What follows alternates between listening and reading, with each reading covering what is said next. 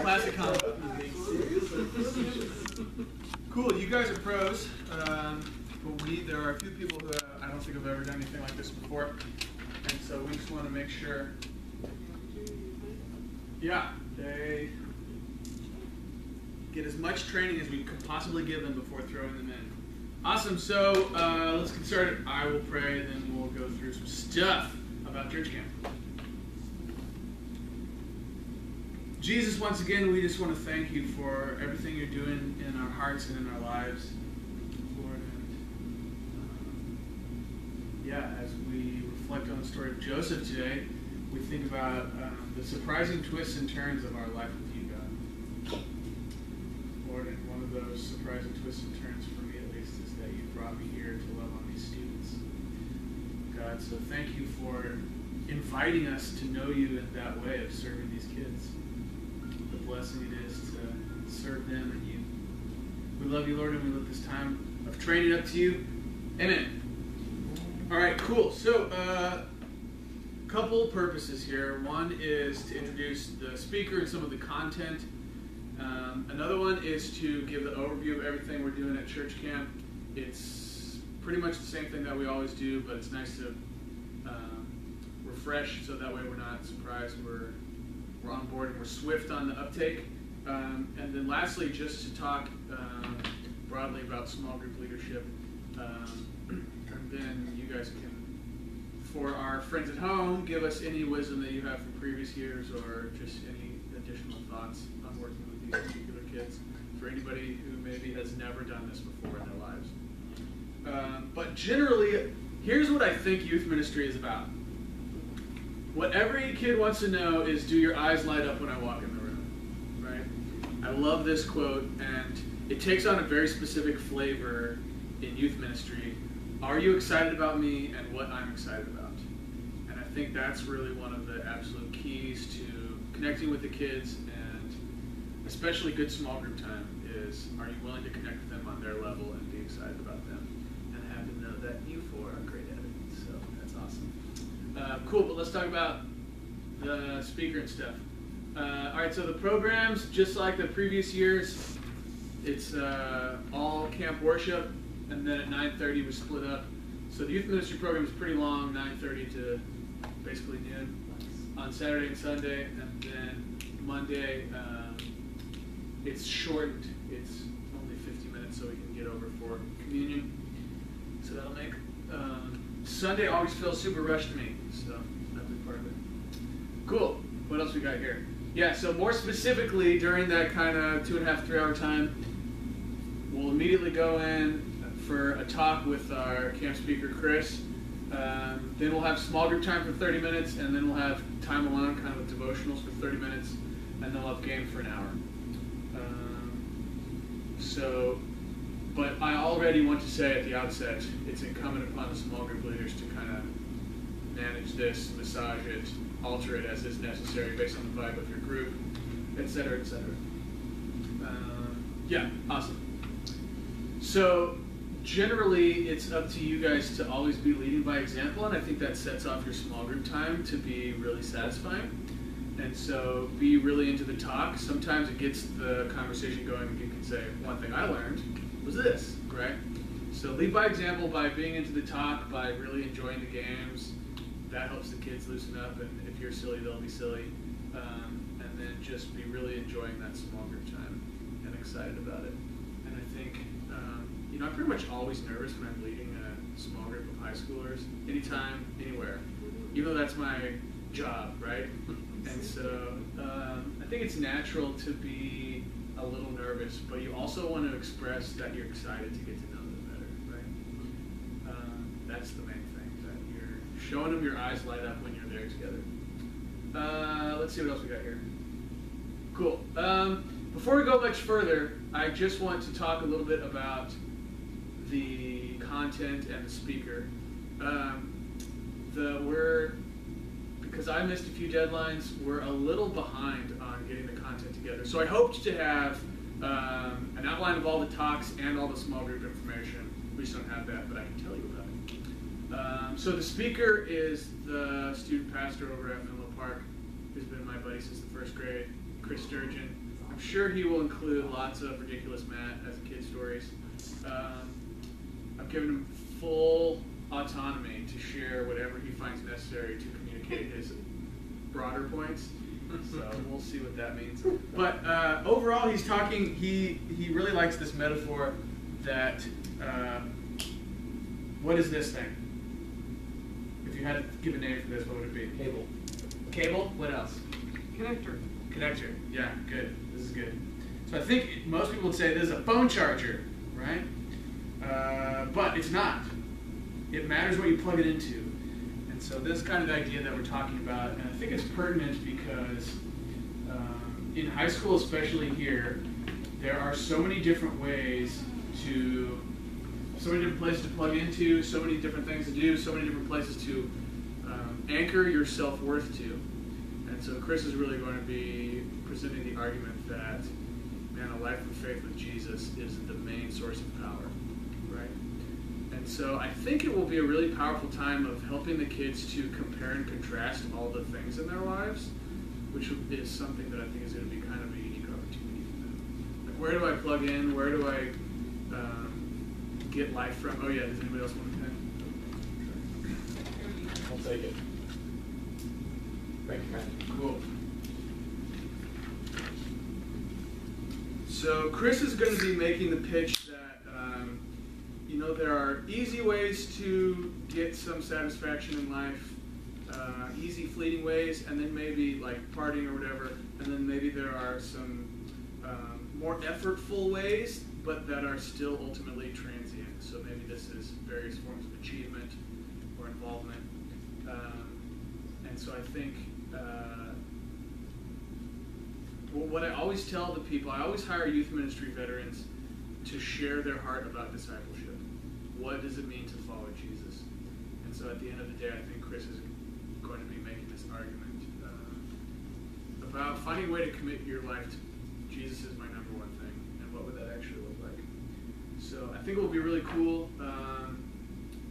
And then as we go through the small group materials, hopefully Monday or Tuesday I'll be able to email out. These are the different sessions, and here are the corresponding small group questions.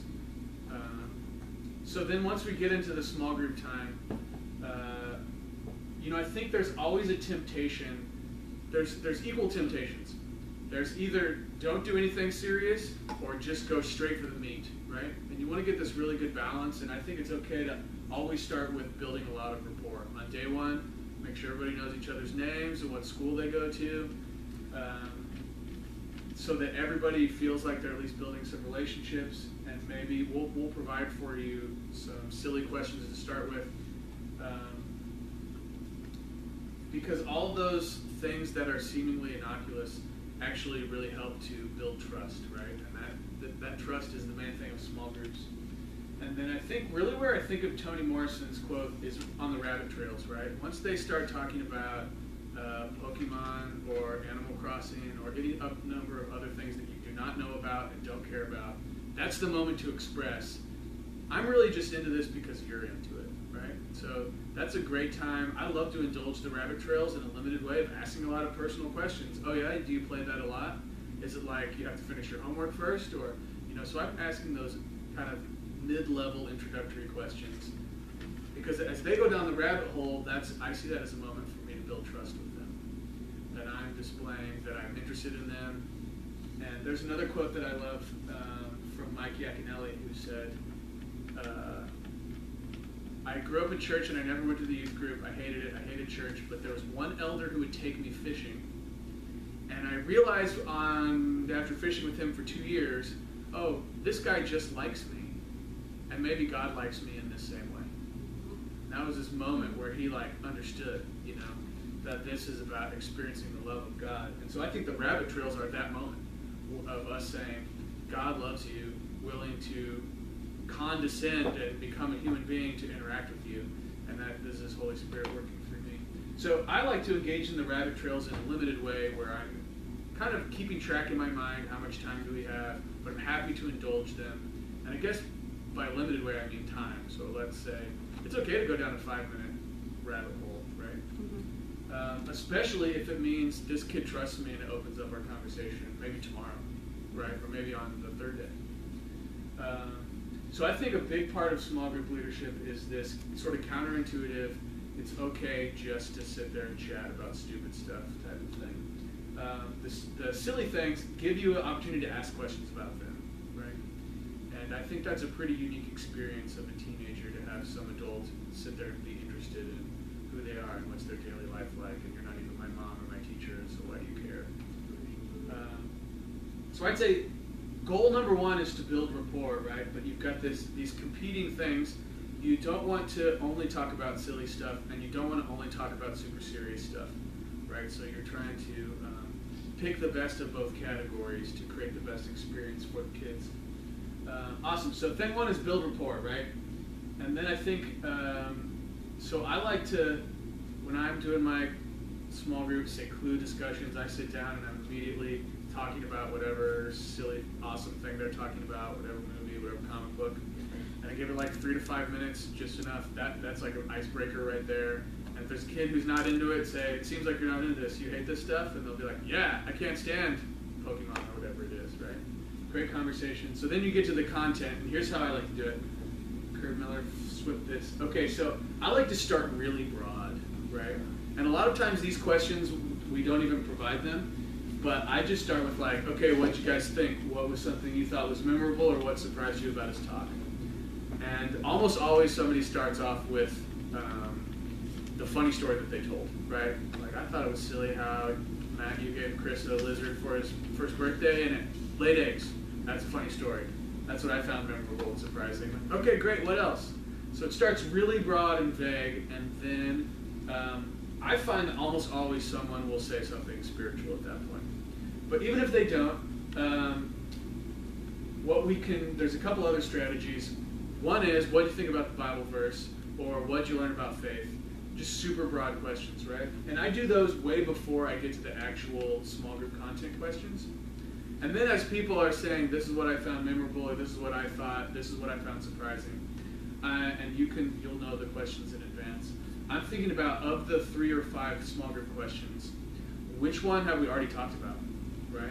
So then, if there's a question, specific content-specific question that's related to something that someone already said, then I go for that question. That's my natural segue, right? So there's a subtle way that I'm like slowly opening the door to a good conversation. And I'm reeling them in with broad stuff, super broad about our whole lives, super broad about the talk, and then slowly it gets down specific to what's the main point. And then sometimes that's what I finish with. If you had to give, say, what is the main point of this morning's talk, what would you have to say it was? And so then you've kind of come down to this really specific point where you can kind of gauge how well are they understanding the material, right? And then this is where it's important for you to be really engaged with the talk too, because you're not just a moderator. Sometimes you're a participant and you don't want to dominate the conversation. But you don't want to be dormant either, right? You want to lead by example, talk the right amount. And so then I get to say, I guess that what I thought the main point was this. And so even if they didn't get it at all, here's the moment where they get to hear what the main point was, right? So just to kind of give a visual to it, I start really broad and I'm slowly working it down to this point. And I think that creates an organic but also powerful interaction for small group time. And it works pretty good, I think. It generally works pretty good for me. But I also think there are maybe some other tips. Let's see what else we got here. Okay, so I try to never let myself feel pressure to make it great, right? That if I build trust with them, I can trust that there's, and if I express that I was excited about the talk, even if they never articulate something meaningful about their faith, I at least have given them a powerful example of what it looks like to do that. So I don't feel pressure to make it awesome because I know at the very least I'm giving them a good example. I think a lot of people, maybe especially first timers, feel like I'm here for a purpose, we're getting straight to the good stuff, right? And that just ultimately proves to not be so effective with teenagers whose main question is, can I trust you? Right? So I try not to feel the pressure. And then also try not to be too worried about the silence. Like, I've come to accept about myself, I'm always somebody who talks too much, and I always am thinking about what I'm going to say, or not thinking about what I'm going to say and then just saying it, right? But other people really need to think about what they want to say, what they feel like sharing. So don't be worried about the silence. At the same time, I also, as the leader, feel like, okay, we've given them a lot of silence. This could be no one wants to talk. So then I'll pick a student who I think can handle it, and I'll say, okay, Ben Scouten, what do you think, dude? And then that gets the conversation going, right? So you can sort of prime it. And then, like, especially when I've led junior high small groups, like a Fall Frenzy or whatever, and they're like, gosh, I just really need to get back to the foosball. Then I try and bargain with them, right? Okay, let's focus on this small group stuff for 5 minutes, and then we'll go do something fun. You guys can even pick what we're going to do next, right? And so I do a lot of bargaining, and I think the 5-minute rule goes a really long ways with any age level of kid, but okay, we're going to do this for 5 more minutes, and anybody can tolerate 5 minutes of something, right? And then lastly, I think the more that I've studied the development of faith in adolescence, the more that exposure to good examples that aren't my parents is one of the main things that they learn by watching, and they start to imagine what faith is like in their life by watching what faith is like in your life. So again, if you guys are super excited about the talk and you are engaged with it and you're talking about the Bible verse and you're expressing that you are excited to learn more about God and engage with Him, then they will grasp it. At the very least, they will grasp that. And that's why I think there's a model of small group leadership where the adult says almost nothing. And I don't really like that model because it robs you of the chance to be a good example.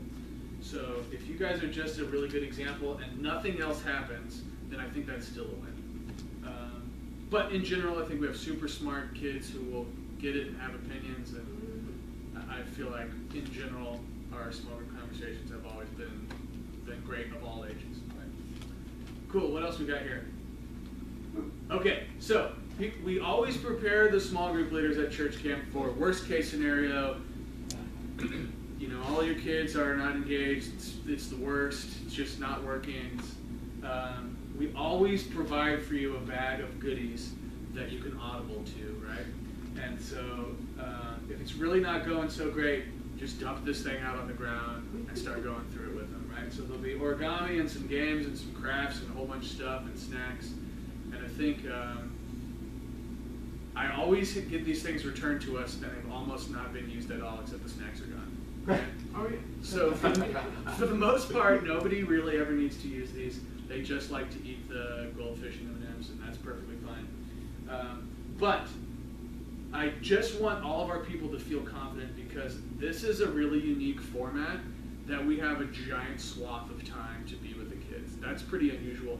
And there really isn't anything else we could go do because if we do anything too loud or too far-reaching on the property, it will interrupt the adults, right? So we're kind of confined to a small area. We can't be too loud. We have our area to play the games, but that's pretty much it. So the talk, that part's easy. The kids have to sit there.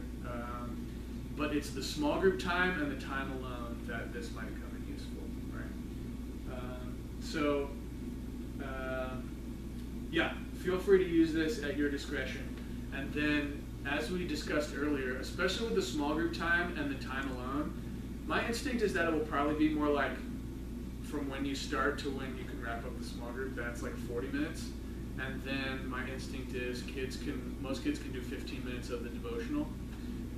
So then you're getting pretty close to your full hour. So then we'll announce like pretty much at 10:55, 10:50. That's when we're going to be out of the games. So you can just be watching your watch to say like, how close are we? It's just 5 more minutes. We maybe don't need to bust this stuff out. But so that time is a little nebulous, and especially because I think junior hires, it's going to go a lot differently. Maybe not, but it could go a lot differently. And then they're probably going to be interested in the devotional in a slightly different way. The questions in the devotional will be different and stuff. But that kind of hour of content is sort of up to you guys to manage a little bit. So just be reading the vibe of your group, and me and Chris will be setting up other stuff, so we're available. You know, if any of that time is a disaster, you don't know what to do, come talk to us. And it'll be like last year, you know, sometime this week I'll email out your small group of kids. We'll read them on the parameters that we said, find your spot. So that stuff's going to be kind of cool.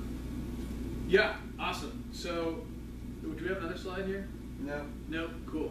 Okay, so here's what I want to do now. You guys can ask me any questions about anything, but I also want to hear from you about observations you made. Who did it last year? Cool, all you guys, you're pros. You know all this stuff, it's easy. But I would love to hear observations you had last year, a bunch of different age groups and stuff. So just for the handful of people who will be watching this video and have never done this before, any wisdom you have to share is great too, observations about the whole thing. Or questions for me. Open forum, ready, go. Yeah, Jane Hanlon. Okay, do I have to get up there for the thing to work, or? I think it can see you. Okay, well, I thought it'd be fun to share some icebreaker ideas. Oh, sure, Because, okay. So sometimes those are in the bag as well. Yeah, we'll have a list of those. That's Okay, right. that's just great. So just be cognizant that those are popular. They like them a lot. What else? Changing the location every day and thinking ahead of time about where you want to go, I found useful. Okay, that's good. You know, instead of like always going to the same place or whatever. I've always dreamed of and wanted to go to, you know, on sort of like a hike near the water thing, and it's never worked out. So I'm going to try again this year. See if I can walk and talk at the same time. What else? Yeah, I have to say my favorite time is when I'm able to tie the material with the students, you know, questions, like to an experience that's real for them in their life, no matter what the topic is that they give us. You know, that seems to be the most powerful thing, is when something that's going on that's really real in their life relates to whatever the topic is. That's just where the juice is all the time. And occasionally, you know, when you have an authentic story to share on topic, that is also can be very powerful. Yeah. That's my 2 cents. I'm up. Awesome. Others, tips or questions? I'm not sure this is an incomplete thought. Okay. Should I go up here as well? Yeah, sure. Here, I can just move this guy over. Actually, everybody is already in it. Everybody's in it but Adam. We can just turn to the side. Yeah. My incomplete thought of the day is, if there's an opportunity to pair adult group leaders that complement each other's gifts, Yeah. that's awesome. Anjali, can I put you on the spot for a second? Go ahead. Okay, I can think of multiple occasions where Anjali was totally picking up on some disruptive behavior at Monday Madness before I did. Like, I totally wasn't picking up on it. And once she did, I'm like, oh, there's some disruptive behavior going on. Well, I don't mind being put on the spot. Let me say, hey, stop. Hey, let me get in your way. Hey, let me be all annoying and try to stop this behavior. I just didn't pick up on it, but once I do, I don't know. I think that's awesome. So what you're saying is you will be the enforcer. I need one. make me the punching bag. The bad guy. Just don't expect me to realize when I need to be a We punching call bag. that covenant. Yeah, that's right. So, thanks for letting me put you on the spot. Awesome. Good stuff. I got one. Adam. I had a blast. I have been an adult leader for years at family camp. And in fact, I vowed one year to never not be an adult leader after experience at adult camp. I'm serious. It was the worst experience of my life. For the first time, I got to be a high school adult leader last time, and I had the best experience of my life. And the thing that's great about the students is they talk. Yeah. They say what they think. They disagree. They interact. So it's great to be an advisor. Now, I would say that first, so relax. It's going to be a great time. So here are a couple of things that I always start with that people love because kids like to play. I like to play. So I always bring a beanbag or a ball or a football. And I always start by just throwing something, and we just talk and have fun and nothing. And if you have a hard time, having a hard time getting people to talk, we just say, okay, here it is. If I throw the ball to you, you talk. And that's it. And then they throw it to the other person. People don't catch it. It becomes fun. So icebreaker every time really light, something really fun, a name game, something that is easy, something where you mess up, or it's just make it fun, and you'll have a fun time too. So I just love being in high school and being part of these kids' lives, and then learning about, and then they end up sharing really deep things too. So don't be afraid to also share your hurt, your problem, and guess what? They do too. So great experience, really, really had a great time, and you're gonna love it. Yeah, awesome. Good stuff. And that's right, we always include like a tennis ball in the bag. And a trick that I picked up from my wife is, like, kids with ADD, it helps to give them some controlled fidgeting, right? So kids who can't focus, I just throw the ball back and forth with them. And you think that would be a distraction, but no, it's a way for them to focus all their jittery energy, and then they can talk pretty meaningfully, actually. So tossing the ball around is a great one. And it can either be silly or it can be a tool to help them focus. That's really good. Any other wisdom? Do you have each 12 names or questions on it? Yeah, I include those. Yes. Yeah, Yes. that's good. Those are fun. So, two things. One, it'd be good if you give us a list of names. Last year I looked them off on Facebook so I could get the faces to the names. So I wasn't just first day saying, hey, you know, call them out by name. So the sooner you get those, the better. Yeah, cool. Stalk them on Facebook. Icebreaker was key, you know, just get it going. And one thing is just, I remember last year was my first year doing it, and I thought the first time it felt, maybe I was just putting a lot of pressure on myself the very first day. Yeah. And I wasn't sure how well the conversation flowed. I felt like it was really difficult for me to get some of the conversations going, but then the next day was effortless. Yeah. Like they were just into it and talking, and so don't worry about it too much, and just build that rapport the first day maybe. I think maybe Yeah. they were just building rapport with each other as well, but yeah, know their names. Yeah, names That's is good. key. Yeah. Yeah, and I think part of what you're drawing attention to is that small groups have a natural, like, life or evolution, right? That it's always going to be a little bit slow going the first day, and it's always going to open up as time progresses. Yeah, that's good. That's good. Any, Anjali, you got anything you want to share? Chad kind of touched on sharing, right? Or was that Adam? Sharing your own. Adam, yeah. Yeah. Okay. Go get Okay. show your beautiful face on the Um, camera and jump up and down or something. Yeah, I felt like, at least when I was in high school, that having advisors that would share their own stories made it so much more, like, easier to realize, like, oh my god, these people are not perfect, and that I can be as awesome as them one day. I remember thinking that one time when advisors, because that's really when you begin to build more of a relationship with them rather than, like, just kind of this invisible wall. And that is a big, it's very encouraging for kids who struggle a lot, because it's like, oh my god, these people who I look up to so much, they struggle too, you know, maybe I'll be okay. And so I think that is really important. And obviously having that balance of letting them talk and sharing their experiences too, but when the time is right, I think still sharing yours. Or even a lot of times small groups obviously are really hard to set the tone of, like, yes, let's talk about some serious stuff or whatever. And so bringing that up yourself, I think, is a really, really good way to, like, let everyone else know that it's okay to be serious or to be silly or to be both. Yep. Yeah. Good stuff. High five. And just a couple thoughts about sharing vulnerably. I think it matters greatly what your intent is in sharing vulnerably, right? And I think occasionally small group leaders or advisors can err in, like, needing to be cared for. That's the big worry, I think, that I'm sharing because I need to get my emotional needs met. And this is not the place for that. But you can share the same story with the more pastoral intent of, if I'm vulnerable, they can be vulnerable. And then your intent is way different, and that creates a different emotional dynamic there. And it's really powerful. That's really good. And I think that gives them permission to be serious too. So that's really good stuff. Kurt Miller, you got anything you want to share, buddy? I mean, yeah, all of those things. Yeah, I don't think I was going to, but then you guys hit all of them.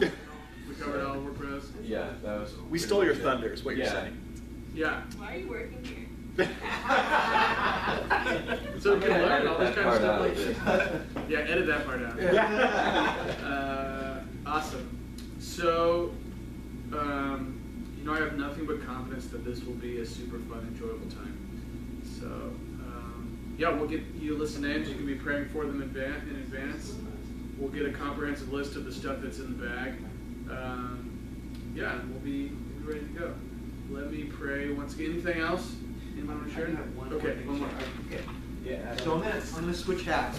Okay. And as a parent, and having my kid, and having had several of my kids go through this program, the one thing that you need to know as an advisor is that your parents cannot talk to their kids when they are freshmen and sophomore, and maybe a little bit more as they get older. The parents' relationship with these kids is strained. Amen? Anybody? Yeah. Maybe it's just my kids. So you are the voice of reason and caring and logic and all those things that they need to be hearing because they're making big decisions in those early years. They're getting pressures from their friends. So this is a great opportunity to say the things your parents never could say. You know, about make good choices, you know, whatever. And not being a parent, but being, hey, God is like the sermon today. God has given you a great gift. I don't want you to get hurt so you can't do what God called you to do. You know, that kind of thing. Totally. It's really important as a parent that you speak that voice, that loving voice about helping these kids make good choices. And this is one of those times when they'll be struggling with something where you get to really, me as a parent, I could never talk to like the kids I talk to camp. Yep.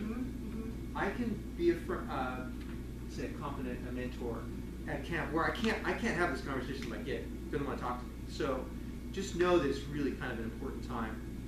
A window, maybe there's just a few windows, but this is, you know, mountaintop, in the mountains, away from parents, having fun. They'll share things. To go for that opportunity to help us parents out. Yep, absolutely. Good stuff. And I think, you know, parents are always struggling with that balance of how much am I your friend and your coach and your parent and all that stuff, right? So that is a lot more simple as an advisor. I really am just your friend. I have zero authority.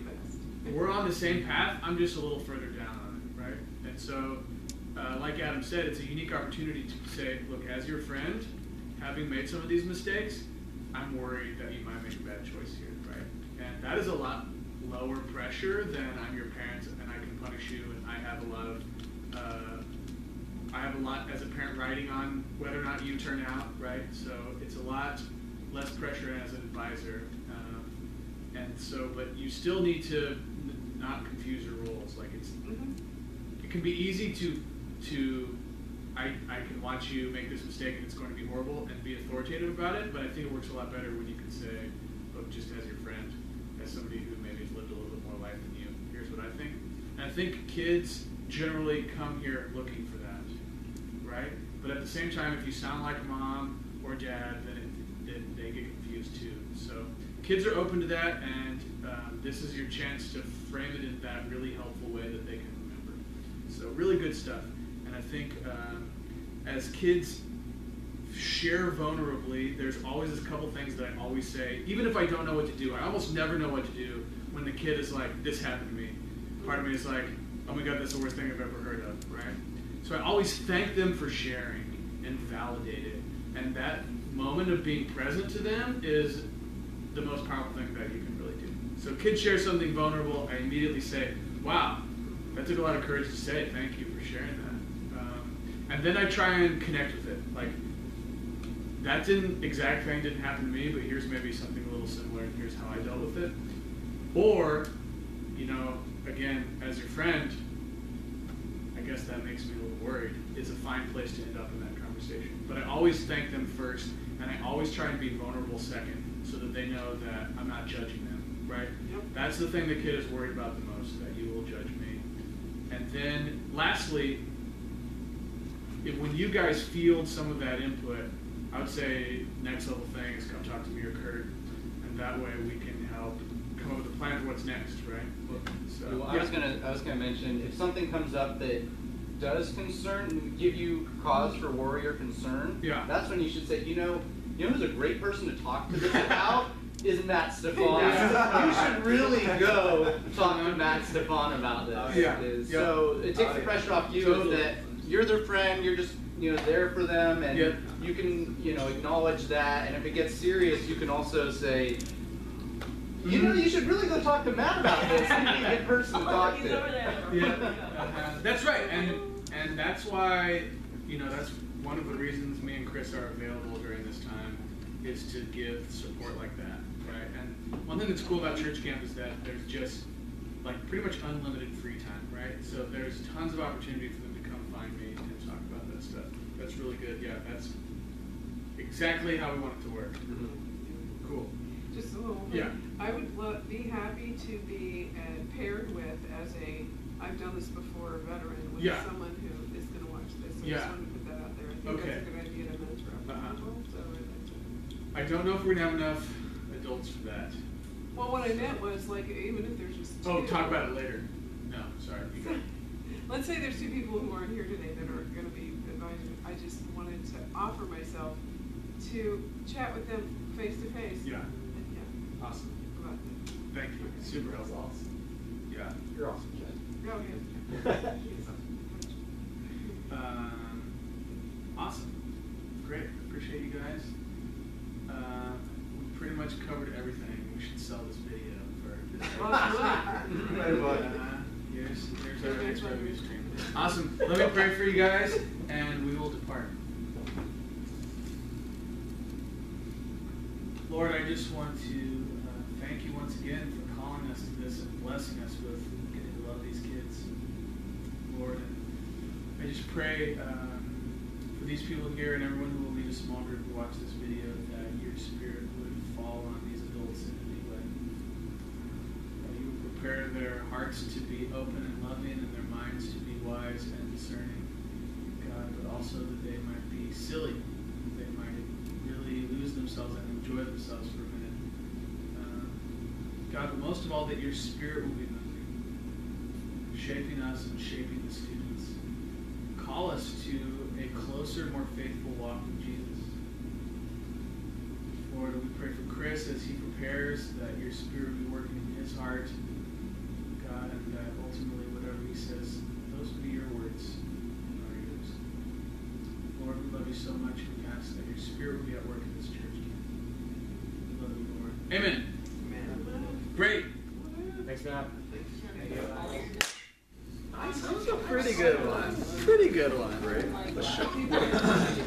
Oh, don't shut down. Brought the boom. That's right. That's the